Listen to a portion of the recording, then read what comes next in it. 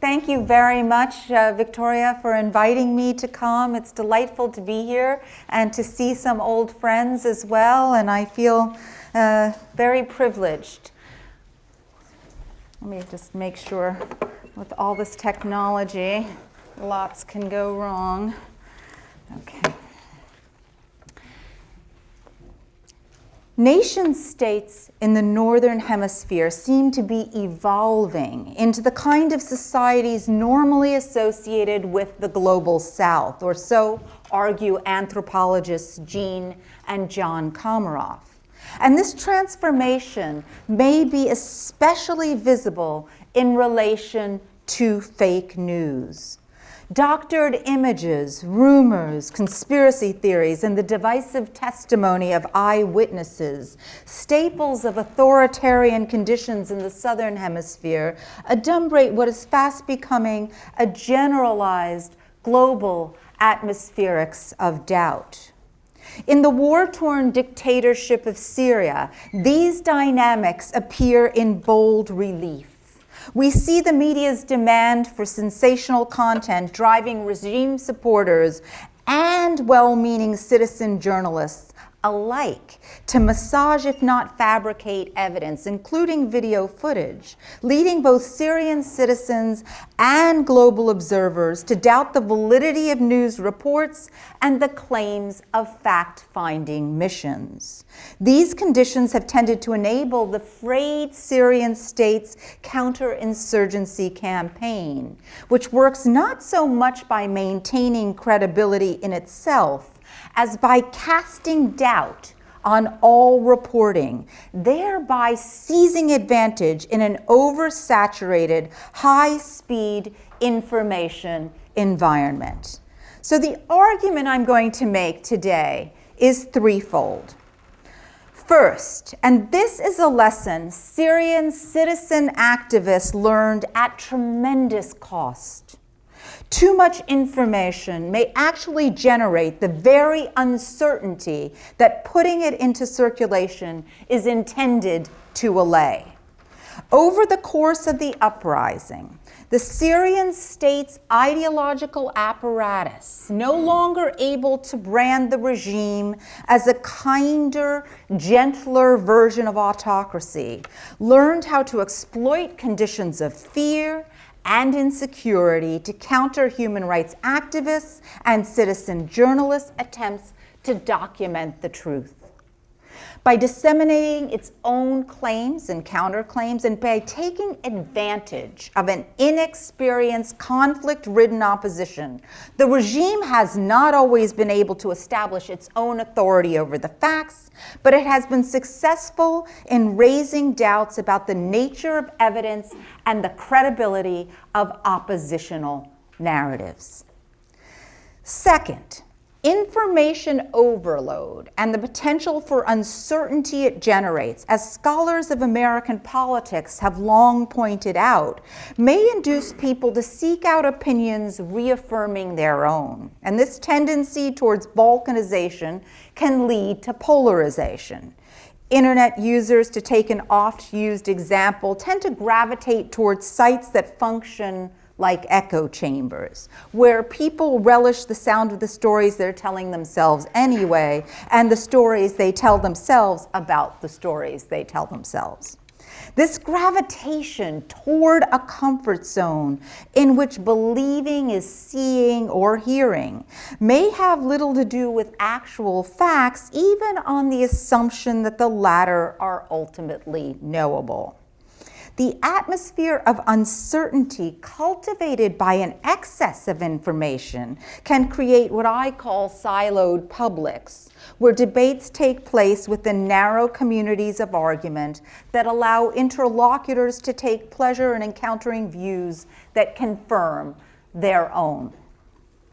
Third, and this is the most interesting argument, I think, the very condition of uncertainty provides some with an alibi to avoid committing to judgment at all.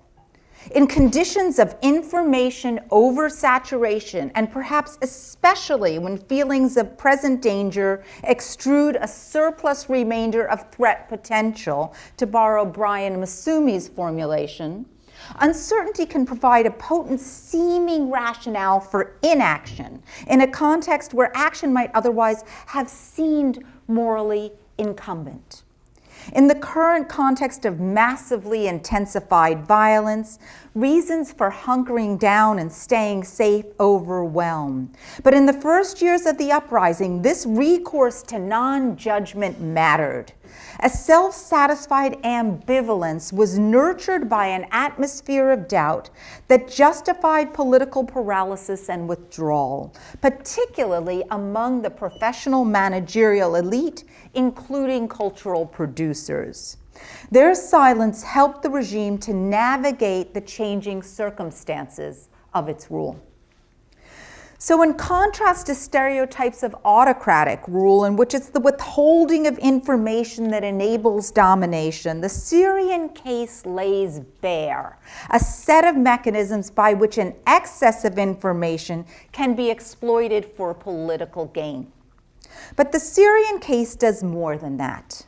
It invites renewed exploration of the general, consistently fragile relation between truth and politics, while exposing the specific ways in which the specter of imminent danger works when dangers have, in fact, become immediate.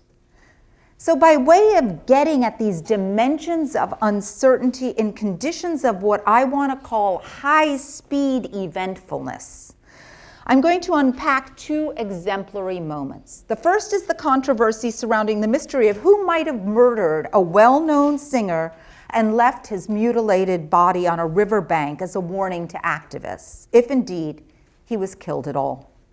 The story marks an important turning point in the uprising when it became apparent that activist expressions of cross-country solidarity, outrage, and creativity could lead to overreach, that is to say, exaggeration, a rush to judgment, a conflation of a clear political position with murky facts.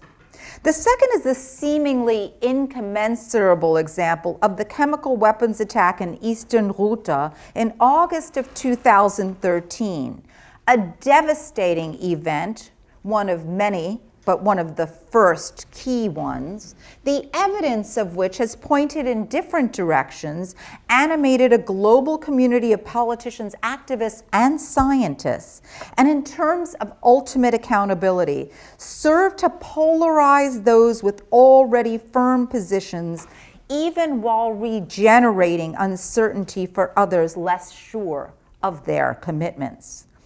Bringing these two examples together allows us to see in events both local and world historical the production and reproduction of an epistemic and affective insecurity whose speculative practices conduced to favor the beleaguered Asad regime's counterinsurgency project, or at least its survival. Throughout, the talk is informed by the thinking of political theorists, Hannah Arendt and philosopher Ludwig Wittgenstein. And in the closing part of the talk, I put Syrian artists whose current work unsettles the conventions of documentary representation into conversation with these two theorists, drawing out mutual points of relevance for our understandings of politics in the local Syrian as well as more global present. So in the early days of the uprising, an anti-Assad song emerged that became a political phenomenon in its own right, recorded on cell phones and uploaded on YouTube with simple rhyming lyrics and a catchy rhythm, enjoining Syria's president to step down and leave the country. The song had a catchy chorus, "Go on, leave, O Bashar, Yalla irhal ya Bashar," which came at the beginning and the end of stanzas invoking familiar conditions of first family corruption. The song also responded to current and changing events, reproduced slogans from various parts of the country, conjured up historical references of regime betrayal, and offered rejoinders to the president's own speeches. Exhilarating in its irreverence, with crude insults leveled directly at Bashar, his notoriously brutal brother and his venal cousin, the song was at once angry and joyful, challenging the self-evidence of tyranny while paying homage to lives lost. Performing a newfound sense of solidarity, the lyrics invited popular participation, which came in the form of extemporaneous add-ons, expanding and adapting the song, giving license to each singer, author, and listener to act in concert in the acoustics of revolutionary change. Avoiding the abstractions of earlier, more elitist political songs, the added stanzas not only perpetuated defiance, but worked to air publicly what had hitherto been predominantly private grievances. The proliferating stanzas also beckoned diverse areas of the country to furnish new details, alerting others to specific injustices and making them common knowledge. The repeated recourse to the straightforward imperative, go on, leave, and to the proper nouns of failed leadership, moreover, summoned into being cross-class identifications, a soundscape of national solidarity untethered to the regime's official discourses, giving voice, literally, to the protesting crowd's potentiality. At first, it was widely thought that the singer of the song had been one Ibrahim Qashush, who worked at a fire station in Hama, the fourth largest city, and supposedly occasionally performed with another local, Abdul Rahman Farhoud, or as he was more popularly known, Rahmani. On July 4th, 2011, Qashush reportedly turned up dead. His corpse left on the riverbank with its larynx carved out. Many understandably interpreted the murder as an act of crude symbolism, presumed at the time to be the work of regime thugs bent on punishing the subversive singer in the most graphic way possible. In these assumptions, people were probably wrong. First of all, the singer of the song was likely Rahmani, not Qashush, and Qashush, far from being a subversive singer, may have even been a police informant. Many offered homage to the departed, if wrongly honored, Qashush, yet in likely being mistaken about who Qashush was and the role he played in the events in question, many on Facebook posts, in creative songs and videos made after his death, ended up paying tribute to a possible informant whose body it may or may not have been that was found missing its larynx by the side of the river. Moreover, when Qashush turned out to be suspected of traitorous complicity, whether responsibility for the mutilated corpse lay with the regime thugs became doubtful, at least to some. Stories then quickly emerged about vigilante activists having executed Qashush or someone else for collaboration. Finally, as if scripted, sightings of Qashush surfaced in 2013, accompanied by articles and Facebook photos attesting to his continued well-being in exile, culminating in, believe it or not, a GQ article of 2016. This piece, reported a few days later in Arabic, but initially in English, claimed to break the story that the real singer was not Qashush, but Rahmani. The latter, Rahmani, was alive and well in Spain, but Qashush had in fact died by the river, a guard, not a fireman at the station, who did not sing revolutionary songs, or for that matter, any songs at all. The article discusses the circulation of rumors, sins of omission by both Rahmani and opposition outlets, an effort to report the truth by the late Anthony Shadid of the New York Times, and importantly, the failure of that story to stick in an avalanche of new media propaganda. That's a quote from the GQ article. The Qashush story thus becomes exemplary. of a conflict in which truth claims, rather than accumulating a collection of established facts, recalls something more like a shifting kaleidoscope of possible alternatives, registering both the uprising's complexities and the multiple efforts to paper over them.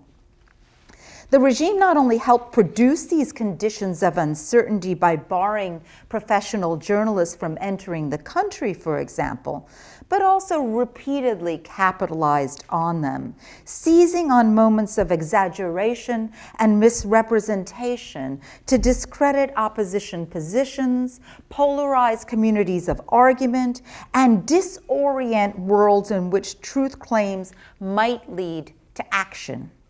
The regime's advantage lay not in its exercise of strict control over an ideological state apparatus, but in not having to be believable in order to be powerful. From the inception of the uprising in Syria, the burden of obligation was always on activists who had the moral high ground in calling for an end to tyranny, in calling for dignity and a civil state. Citizen journalists had the onus of being the symbolic corrective to autocratic dissembling. Now, Wittgenstein teaches us, quote, that the truth of certain empirical propositions belongs to our frames of reference, unquote. Continuing, quote, when we first begin to believe anything, what we believe is not a single proposition, it's a whole system of propositions. It's not single axioms that strike me as obvious, he says. It's a system in which consequences and premises give one another mutual support, unquote. What we're seeing in Syria is the collapse of these frames of reference, and with it the annihilation of truth in Wittgenstein's sense. Not the truth of philosophical a priori principles, but the political truth of empirical propositions, by which I mean what count for purposes of politics and political discourse as matters of fact. Wittgenstein's insistence that what allows our beliefs to make sense is the relational system in which they are embedded points to the difficulty involved in judging evidence or ascertaining the nature of truth claims circulating in Syria's media wars since the uprising began in March 2011. In this respect, the story of Qashush is more than an isolated incident of mistaken identity. The mystery about who might have murdered the well-known singer, or indeed whether he was killed at all, his contradictory deployment as a symbol of oppositional courage and regime brutality, and then later of regime co-optation and the opposition's revenge, all this is but a single example contributing to an entire economy of uncertainty, which works to dilute moral outrage among addressees who otherwise might be available for political activation. And it causes standards of political judgment to come unmoored from the very conceptual systems in which they're situated. In this context, the curious lack of follow-up in terms of articles and of interest by opposition activists so invested in the song and in the purported singer's purported murder could be read ungenerously as indicating a cover-up of journalistic failings. Or it could be seen as symptomatic of reading and writing habits cultivated in conditions of high-speed eventfulness and information overload. But the silence relative to the commotion caused by the initial discovery of a corpse by the river also speaks to a collective disappointment born out of the uprising's ongoingness, the forms of depredation that have squelched revolutionary exhilaration. The song had originally beckoned ordinary people to take part in something momentous, to participate in events charged with the embrace of political responsibility, to sing what they mean. The revolutionary idea of Qashush had already been assassinated, as one activist put it to me, taken down not only in conditions of uncertainty, but I want to argue in part by them. Second part on the chemical weapons attack. On the night of August 21st, 2013, videos began to circulate online of civilians gasping, convulsing, and foaming at the mouth in the eastern Damascus suburb of al-Ghouta, showing every sign of having been poisoned. Doctors Without Borders confirmed 3 days later that staff had observed at least 355 deaths from neurotoxic symptoms at 3 medical centers in the neighborhood. Regime forces agreed to a ceasefire in the Ghouta area on August 25th to allow UN inspectors to conduct on-site investigations, which took place during a series of 5-hour ceasefire periods from August 26th to 29th. It was during this time that Secretary of State John Kerry issued a statement appearing to commit the United States to some form of direct military intervention against the regime, which in Kerry's narrative was known to have been the perpetrator of the atrocity. Well before the UN investigation was concluded, he described his certainty about the regime's responsibility as, quote, grounded in facts, but informed by conscience and guided by common sense, unquote.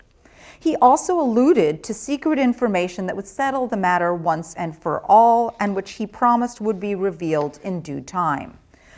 4 different kinds of warrants, the factual, the moral, the sensus communis, and the classified, converged to produce what Kerry claimed was undeniable evidence. But as time wore on, Kerry's failure to produce decisive proof generated the very conditions of deniability that his assertions of incontrovertibility sought to discount. So despite Kerry's initial insistence on certainty, or perhaps in some instances because of it, what was supposedly already clear to the world in his terms, namely that the Syrian regime was behind the attack, became increasingly difficult to discern amid the inundation of claims and counterclaims prompted by the Secretary of State's statement. And the more information that emerged, the more uncertainty it seemed to generate, both inside and outside of Syria. Now, some reports basically confirmed Kerry's allegations, using eyewitness accounts, relying on the circulation of information and images on social media sites, and producing a plethora of articles translated from Arabic into English and vice versa. But as early as a week later, a counter-narrative began to emerge, one that placed ultimate accountability with the opposition. Although these early dissenting reports appeared to lack authority or credibility, they nevertheless became increasingly susceptible to uptake, less a way of anchoring an alternative certainty than questioning the empirical proposition on which existing frames of reference relied. In chat rooms and online publications, rumors began circulating about the Saudi intelligence chief having supplied the weapons to a Saudi militant, allegations that instantly generated their own confusions, including whether a named author in one prominent report had been involved in writing the piece at all. The story of the attack took a technical turn with the publication by the New York Times of an article that drew upon a study by Richard M. Lloyd, an expert in warhead design, and Theodore A. Postel, a professor of physics at MIT. The study promised a scientific resolution of the accountability question by addressing a previously unnoted problem at the heart of the investigation. How could what were initially thought to be rockets with minimal carrying capacity deliver enough gas to kill so many people over such a large area? Lloyd and Postel subsequently published a second report casting doubt on UN and US calculations of rocket trajectories, further generating skepticism about the Syrian regime's responsibility for the attack. Memorable among the participants in what became a high-stake bout of discursive jostling with Western intervention and presumably regime survival hanging in the balance was Syrian presidential spokesperson Busaina Shaaban. In a statement given as early as September, so a month later, less than a month later, Shaaban held the opposition responsible for the attack. And I'm quoting, "They kidnapped children and men from the villages of Ladia," she reported, "and they brought them here, put them in one place, and used chemical weapons against them. That's the story that the villagers in these villages know," unquote. In this narrative, the victims were by implication members of the Alawi sect from areas supportive of the regime and not supporters of the opposition. Despite the outrageousness of this account, Shaaban thereby accounted for what would seem to be the central problem the regime had in telling its story, namely why opposition forces would victimize civilians loyal to them. Especially interesting, however, is how Shaaban, who had just offered as definitive evidence for her claims that the villagers in these villages know, concluded, quote, "But why don't you leave it to the UN Commission to investigate, to analyze?" Or again, Western countries are always very scientific. They go by the law. They investigate. Why, when it comes to something concerning our countries, they say it is believed that the Syrian government used chemical weapons? Why don't you wait for the specific scientific results of a neutral UN committee that is investigating? The incoherence of her appeals and the sheer outlandishness of her story nevertheless produced its own rejoinders, including reports noting that the regime's kidnapping scenario would require a 5-hour trip by a large caravan of buses passing unhindered and unnoticed through numerous checkpoints. In other words, the story could be simultaneously dismissed and addressed. Efforts which themselves registered anxieties about the work uncertainty can do in turning ethical, political judgments into confusion, with implications for global actors as well. One more aspect of Shaaban's preposterous statement is worthy of note, namely her appeal to science. And here, too, science worked less to establish truth or falsify fallacious claims than to convert what might have been consensual knowledge into political opinion, including the view that we can never know what happened. The scientific democratization of expression, personified by opposition-identified and impressive amateur analysts who argued that only the regime could have launched such an attack, could not override the views of experts like Lloyd and Postol, but nor could these MIT-authorized scientists do more than produce knowledgeable speculations in a world saturated by claims already at work reinstantiating communities of agreement in place. These were not conspiracy theories of the caliber that Shaaban and others brought to the fore, but their very existence as disagreements made it possible for those whose minds had been made up in advance of circulating evidence, which was itself confusing, to stay that way. U.S. President Barack Obama's primetime speech on September 10th and Russian President Vladimir Putin's New York Times op-ed the following day looked like a throwback to a Cold War politics in which political posturing trumped all curiosity. Facts already hard to adjudicate became pared down to an acknowledgement that something bad had happened, a chemical attack, while attributions of responsibility broke down on classic political fault lines, with Obama assuring the American people that the regime was behind the attack and Putin recommending caution by placing the blame on the opposition. The appearance of an investigative report by the well-known journalist Seymour Hersh in the London Review of Books entitled "Who's Sarin?" raised additional doubts. In counteracting American administration claims, Hirsch contended that Obama failed to acknowledge something known to the US intelligence community, that the Syrian army is not the only party in the country's civil war with access to sarin. This is a quote, the nerve agent that a UN study concluded without assessing responsibility had been used in the rocket attack, unquote. Vaulting various studies circulating online and through conventional news channels, Hirsch maintained that it was known that Jabhat al-Nusra, the al-Qaeda affiliate, also had access to the necessary ingredients to make sarin and had demonstrated interest in using it.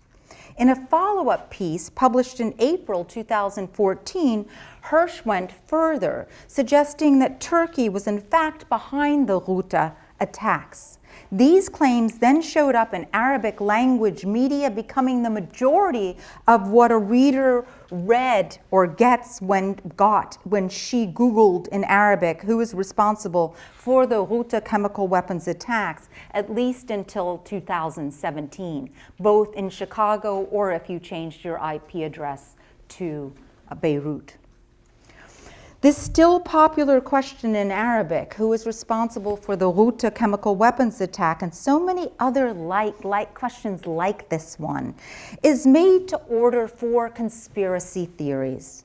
Now, conspiracy theorists view what might be regarded as disparate happenings as connected, products of an overwhelming logic or an intentional force whose interests are ultimately served by and organized through another's victimization or ruin. And they're not always wrong. Hirsch's investigation was potent because it was plausible.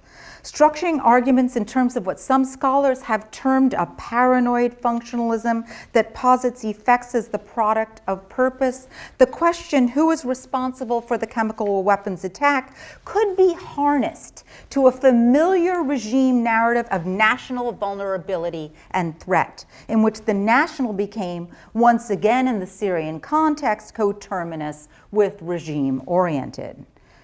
Questions of who is behind a specific act need not reduce to conspiratorial narratives, of course. For others, the very positing of such a question conveyed a sense of collaborative unknowability, to borrow Lauren Berlant's felicitous phrase, in which doubt could modulate affective registers like outrage and disgust, along with the political judgments that might ensue from this outrage and disgust. Phrasing like the following was typical. The chemical weapons attack was sickening, but who was responsible? Was the regime really worse than the opposition? They were both awful, of course. The regime and opposition groups could plausibly deny responsibility, at least for those who were open to skepticism. It was not simply that camps were polarized, with staunch loyalists and people in the gray area following regime-oriented sites and tracking investigative reports such as Hirsch's, while official opposition sources called for US intervention because the regime had clearly crossed Obama's red line. For as young people identified with the uprising became increasingly disillusioned by both regime and opposition, as the impossibility of adjudicating truth came to apply to increasingly continuous acts of unspeakable cruelty, some in exile sought to redefine and radicalize the terms of debate, conceding to a situation in which facts were especially vulnerable and everyone might lie. So the third part of the talk, which is not very long, is entitled From Impasse to Bypass, Making Openings. The loss in Syria of what Arendt calls a common world is dramatized by the relentless, soul-crushing violence, but also by an atmospherics of doubt, whose logic has dictated a familiar recourse to forms of uncertainty that polarize some populations around what they think they already know, while also providing others with the grounds for disengagement and disavowal, in that they know that they do not know. These situations complicate profoundly the possibilities for political judgment.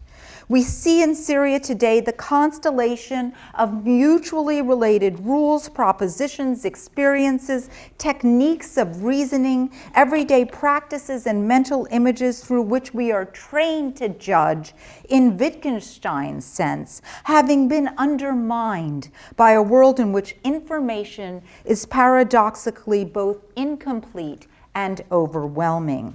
A situation in different form, which arguably also characterized the recent United States election and ongoing scandals associated with the Trump regime. So I am suggesting this is a global phenomenon. As Hannah Arendt acknowledges in her rich essay, Truth and Politics, the politically most relevant truths are factual, she says, and they are, as political theorist Linda Zerilli underscores, also the most imperiled, the most vulnerable to human mendacity and to the pursuit of narrow political interests.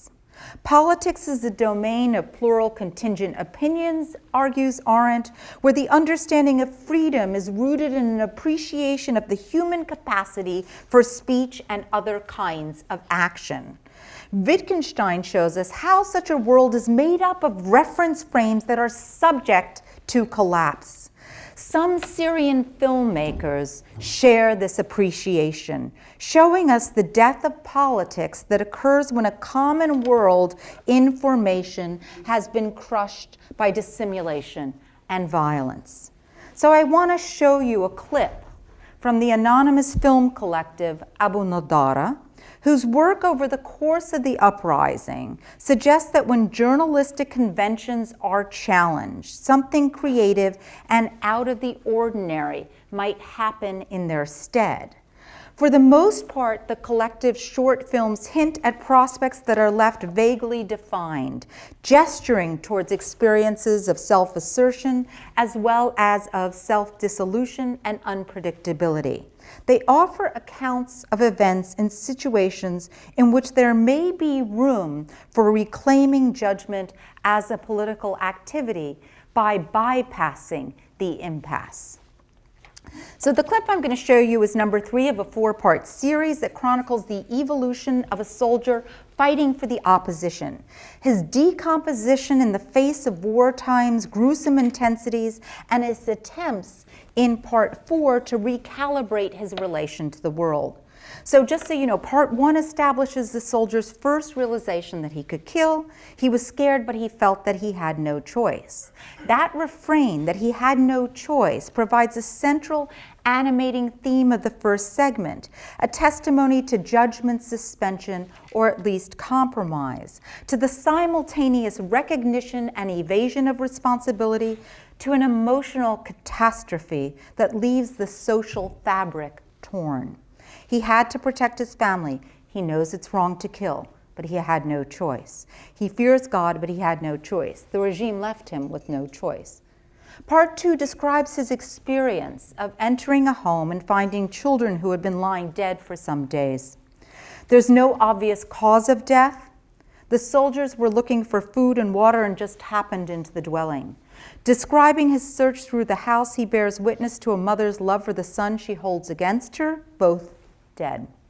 He tells us that the buildings behind the house where he and others had been fighting were besieged by the Asad regime's army, and he cries as he recalls the terrifying experience, part of a relentless nightmare in Syria's central city of Homs, the 3rd largest city.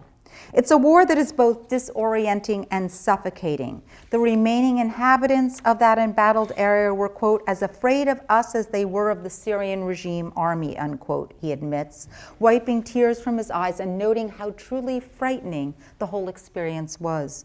Residents could not open a window for fear of being shot. They were literally and figuratively not allowed to breathe.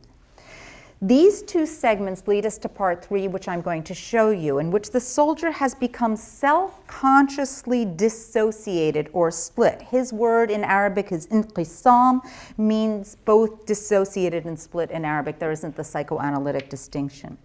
Here the soldier recounts killing someone by cutting the person's throat. In the soldier's retrospective lamentation, he notes that while his body slaughtered the victim, his soul was crying. Now he can scarcely imagine having done it. No level of resentment or revenge can make that legitimately right.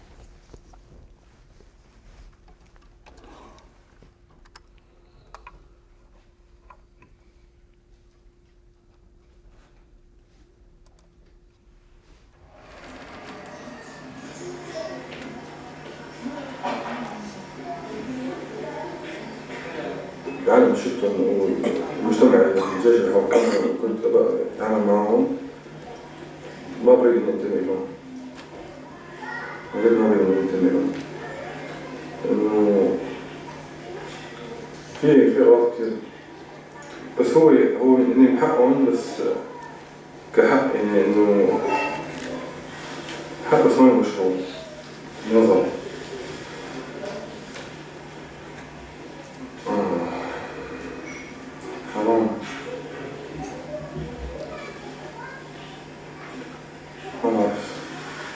ممكن يعني الأغلاط موجودة بس ذبح ليش؟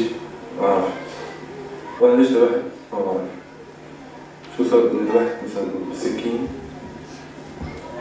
ما بعرف شو مسك السكين ذبحت بالجنان؟ ما بعرف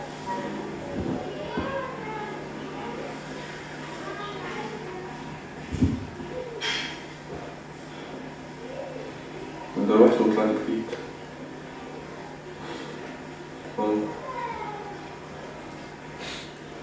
ذبحته يعني جسد الذبحه ما روحي شيء صار يعني إنه في صوم يعني إنه كل شيء لحال جسد لحال روحي لحال جسد الذبحه طلعت برا روحي صارت كبيت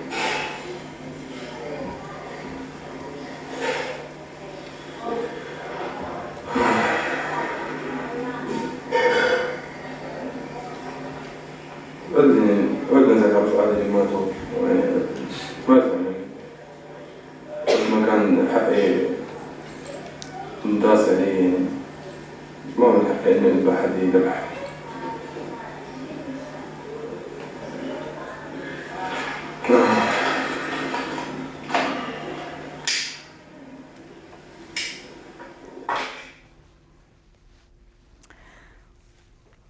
There's a lot to say about this film in terms of its aesthetic choices, but I don't have time to do that. Hopefully you'll read the book.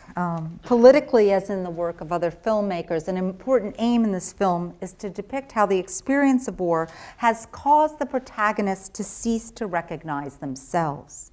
Theirs was initially an ethical war, a war against tyranny, but in experiencing it, their hopes have been mangled.